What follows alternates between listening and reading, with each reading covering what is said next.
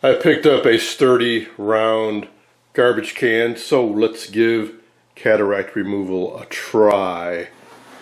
I'm going to take some reference photos and carefully remove the yolk convergence assembly, lay the set face down, and start removing the stuff around it. So it says a degaussing coil, so we got to remove that galvanized metal ring there, and then we'll be able to see the real bolts behind it that are holding the whole CRT in place. And we're going to take this, going to put some padding around the rim, and we're going to set the CRT in it face up. I'm working on removing all this stuff. Of course, there's a lot more than you'd have on a black and white TV. First off, we have this guy, which I believe is a blue lateral magnet, held on with a spring. Then we have their convergence coils, 3 of them. So inside this, there's 3 electron guns, red, green, and blue, arranged in an equilateral triangle. It corresponds to these coils, which go up to this panel. That is separate from the yoke assembly back here to remove the yoke. Loosen this up to remove this guy. There was a retaining thing in front of it. I removed that, and now I'm just carefully working it back. There might be a trick to loosening this up with these rings around it, but I'm afraid to muck with it too much. Just be real careful.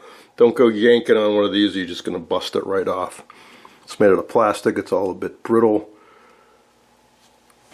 And with that out of the way, this loosened up pretty well when I undid that screw. And this guy, there's a little 1/4-inch nut you loosen up and then slide this over, and this whole panel comes off, and this stays connected to this, but this is not connected to that. Alright, that was pretty easy. And here's the convergence coils. And that leaves a bare neck. You want to be really, really, really careful. This glass is much thinner than the main body of the CRT. So often these get necked. Okay, so next up we'll, looks like we undo these screws and see about getting this ring off. There we go. Now we just have to take off all those screws holding it to the front. It looks like it's a cast aluminum frame.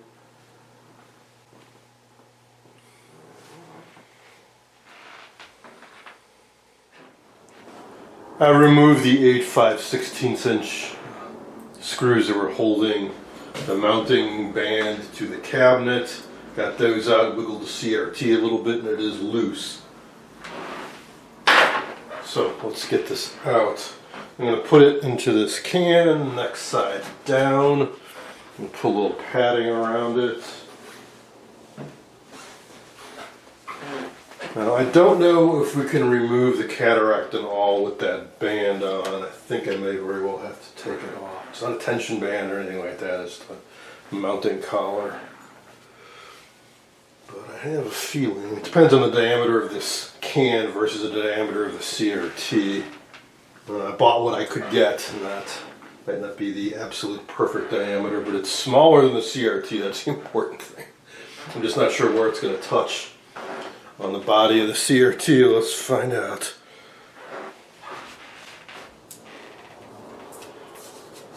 I'm not going to lie, it's a bit heavy. Heavier than the CRTs I'm used to working with. Kind of odd. So I'm expecting there to be a little nub of glass sticking out. There's a couple of them on this. Alright, let's get this sucker turned around.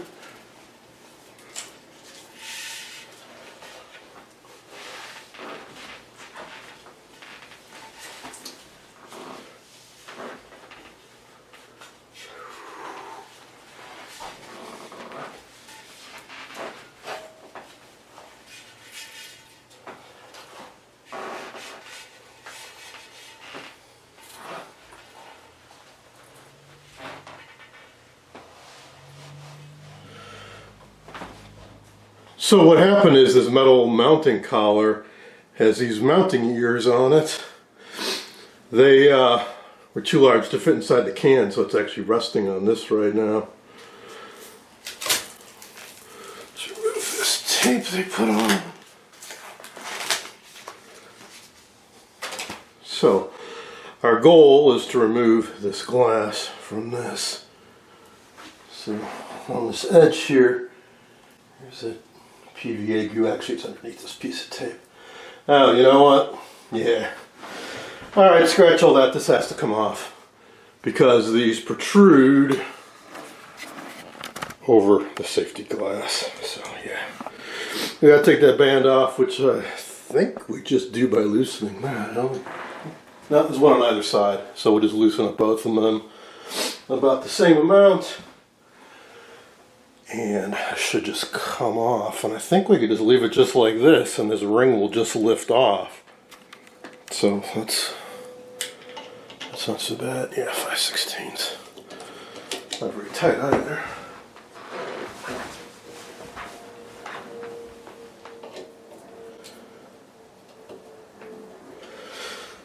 Before I completely remove it, more reference photos. I'm going to reattach it in the same orientation.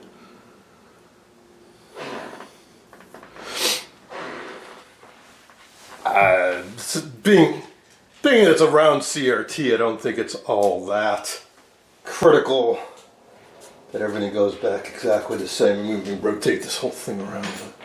I figure since I can, I might as well throw in some reference marks so I have some idea what things were. Once I take this off, it'll be a little hard to say. Oh good, there's some stickers on here. That'll help a bit. Just kind of putting some witness marks all around it.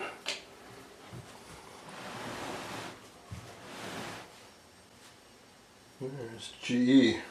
Somebody asked me, did GE make their own picture tubes? I didn't think so, but it does say GE tube, made in the USA. And I thought that RCA basically made them all, not basically made them all and sold them to everybody else until Rollin, the Zenith started making some. Then Motorola made their own with a lot of help. They made the first rectangular. But I thought all these roundy CRTs were made by RCA. Well, the early ones were for sure. I suppose by the time you get into the 60s, Sylvania and others would have jumped in. It's just about loose enough. There's the 5/16.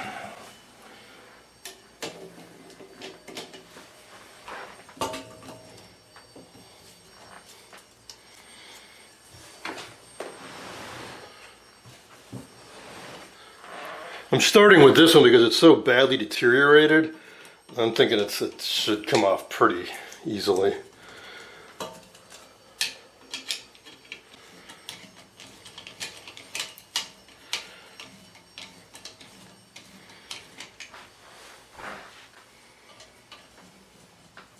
Again, this is not a tension band.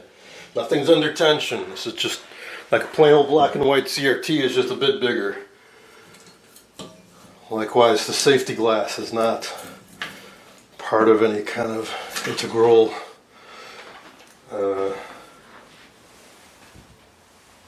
doesn't add strength to it. It's there for implosion protection. Take this tape off. There's some transparent tape they put around the entire edge and fold it over.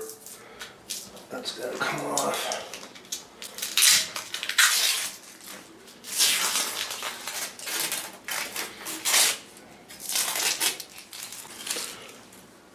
Of course, it's coming off in pieces and leaving behind all kinds of residue. Behind that, we can finally get at this. So this is what the goal is to remove all of this. So between this glass and this glass, we've got, I don't know, 1/4 inch, maybe a little less, of this substance. A few different types were used, it's my understanding, but it's basically like modern silicone. Was originally optically clear.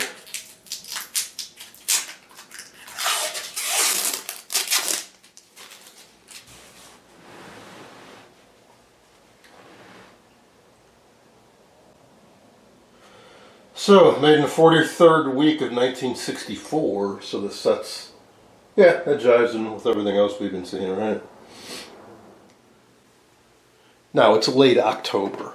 I can't make use of the sun's heat to help me do this. I'm not going to be bringing it outside and letting it warm up. Even though it is a heat wave, we might break a new record. It may hit 80 degrees today. It's not that much warmer than it is inside, so I'm not going to bother. Plus, I think it's easier to work on inside where I have more control over the environment. So what am I going to do? I need to heat this up. I'm pretty sure I have some heat lamp bulbs and I have a heat gun. You're going to do it carefully. The one thing you don't want to do is say get a heat gun, put it on high, and just hold it in one spot. We've got to keep it moving. And like I said, this is, you know, if you go by surface area, this is more than half done already. There's just a small section in the middle that's still holding on. So what I proposed doing was to get the whole thing a bit warm, and then we start working the heat circular, patience, just go around and around and around. And it's my understanding we should start seeing feelers kind of grow as the adhesive separates. I've had a heat lamp on it for about half an hour, and it's just at the point now where it's a little too warm to touch. Cooler around the edges though. So now I'm going to get out a heat gun and start working around the perimeter. And ideally, we'll start seeing some visible change where it still adheres to the glass as it gets even warmer. Aha!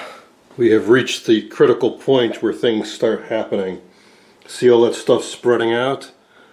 That's the effect of the heat that I apply with the heat gun. Should be able to see them growing. Exactly what Doug described in his write-up. I'll put a link to it in the description.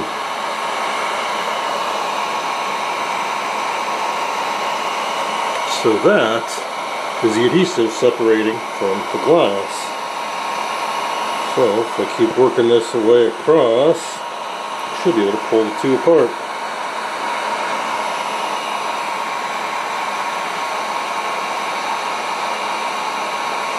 Those reference lines were those red marks. And obviously we've advanced quite a bit beyond that now.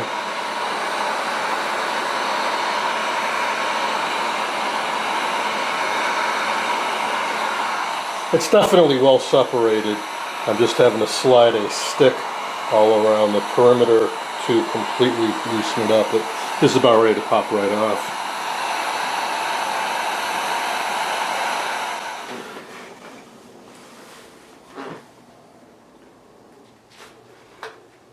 There we go.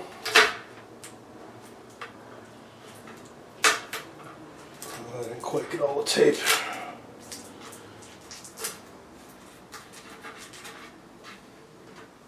There we go. Piece of cake.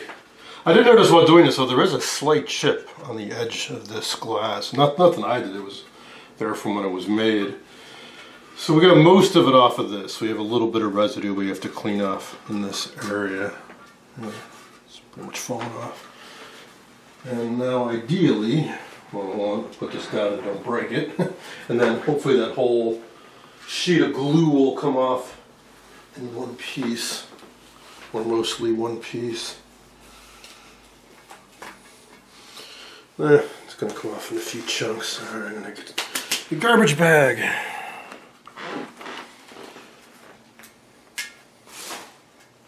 Strange stuff. It's actually thinner than I initially thought. Maybe a 1/16 of an inch. And a little thicker.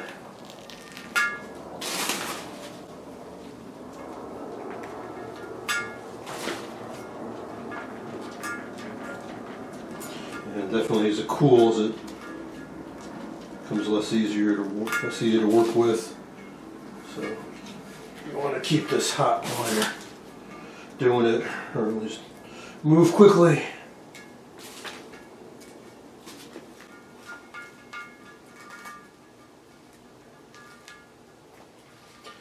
Come on. All right. So one reason you might want to do this outside is it's just messy, because where it's the outer rim where it was deteriorated, it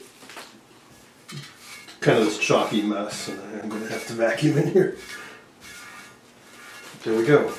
And yes, that is very, very toasty in the middle. I want that to slowly cool off and then deal with cleaning up the mess. But hey, one down, one to go. Of course, that was probably the easier part. Now we gotta clean this up and reattach it. So, being a responsible content creator, I cannot tell you to do this without warning you that you are compromising a safety feature of these sets by doing this. The only way you're going to get it back to the original safety spec is to lay out adhesive similar to what they used originally over the entire face of this and glue that glass back onto it. Don't know if anybody who's ever done that successfully, so we aren't going to. And you know, that's my choice. That's what I'm willing to accept the risk. You know, I can't say the chance is zero of a CRT imploding, but it's very small. So that's why we're doing this, because we can't watch it the way it was. I look at it like this. There's a risk associated with pretty much everything in life. You're setting foot outside, you're putting yourself at some risk. I've been working around picture tubes, CRTs, for decades. I'm comfortable around them. This is what you got to do if you want to watch a vintage color roundie set that's got cataracts. If you don't feel comfortable doing it, have somebody who is experienced doing this restore it for you, or find yourself a set that's already had a cataract removed. And there are some types of sets, like if you recall, I had a Zenith roundie a while ago. It just doesn't have them. They used a different type of material or something like that. Used a combination of a tongue depressor, some Windex and paper towels to get all of the remaining crud off the face of the CRT and the back of the lens. There's a bit of adhesive residue around the edges from where that tape was. I'll use some alcohol on that. It's just up here now for a test fit, and I wanted to see how much of a difference that makes. So yeah, quite a bit. Yeah, this is frosted, that's why it looks a little cloudy, hazy, but that's the way it's supposed to be. Now before we can reinstall this, we want to secure this lens to the CRT. At first I was thinking I'd use some spacers and then run some silicone adhesive around it. But after watching some other guys' videos, I think I'm just going to go with double-sided tape. 3M looks like they make some pretty good stuff that has the right thickness and is very strong. I'll pick some up at Home Depot tomorrow. We'll be fairly aggressive with putting it down here where you can see the registration marks where the bezel covers it, and same on this side. And on the sides you can see how much we have to work with here. We want to keep it as close to the edge as possible so it's not visible. In the end, that was a lot easier than I thought it was going to be. Really, it's just heat and patience. You don't need much pressure at all, and you don't want to crack this. So you could see when I hit that critical temperature, you could see the adhesive just pulling away from the glass, and this is lifted right off. Hopefully the RCA will go as well once we get to that one. And for now, we're going to focus on the GE. So the next installment, we're going to finish cleaning this, reattaching the safety glass, reinstall it, put all the stuff back together. The chassis, meanwhile, is up on the workbench. I've been double checking things, finding some out of spec resistors. So we'll follow up with that in the next installment as well. But for now, that's it. Thanks for watching.